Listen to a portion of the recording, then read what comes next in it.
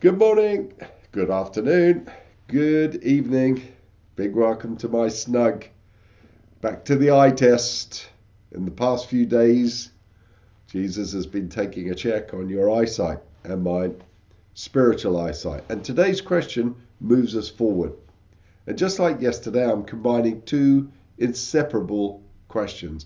Today's two linked questions are, then what did you go out to see? A prophet? Yes, I tell you, more than a prophet. This is the one about whom it is written, I will send my messenger ahead of you, who will prepare the way before you. I tell you the truth, among those born of women there has not risen anyone greater than John the Baptist, yet he who is least in the kingdom of heaven is greater than he. From the days of John the Baptist until now, the kingdom of heaven has been forcefully advancing. Forceful men lay hold of it. For all the prophets and the law prophesied until John, and if you're willing to accept it, he is the Elijah who was to come. He who has ears, let him hear. I've been in what is called prophetic ministry for 4 decades. I've worked with some amazing godly men and women in that role. And I've seen over those decades the ebb and flow of the church's response. I never forget one mature friend telling me he felt like a performing seal.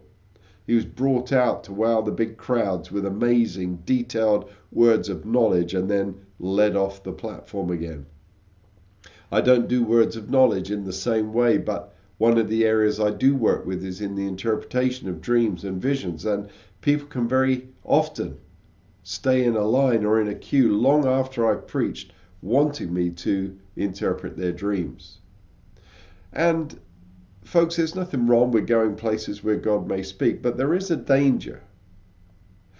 There is this desire with some to have what is almost like a palm reading approach to God's prophetic people, a coin in the slot, prophetic vending machine.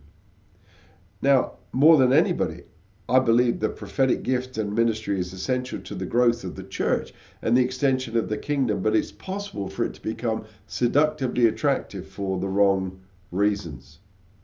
Jesus is asking people, what did you come out to see then? A prophet? Then he tells them who John the Baptist really was. Yes, I tell you, more than a prophet. This is the one about whom it is written, I will send my messenger ahead of you who will prepare your way before you. Here's the point I'm making. The prophet's primary role is not to wow crowds or to be there for your individual benefit or mine, even though God in his goodness and kindness often does and will speak to individuals through his prophets. That's not the primary reason the prophet is there. The prophet is there as a messenger for Jesus, the Spirit of Jesus, the testimony of Jesus. The prophet is there to equip saints for their own works of service, not to be a showstopper in their own right. The prophet is there to call the people of God to come up, to line up with the written word of God and to live their lives accordingly. Which brings me to a question from me to you. When you think of a prophet, what do you see? How might Jesus' questions over the past few days change your view?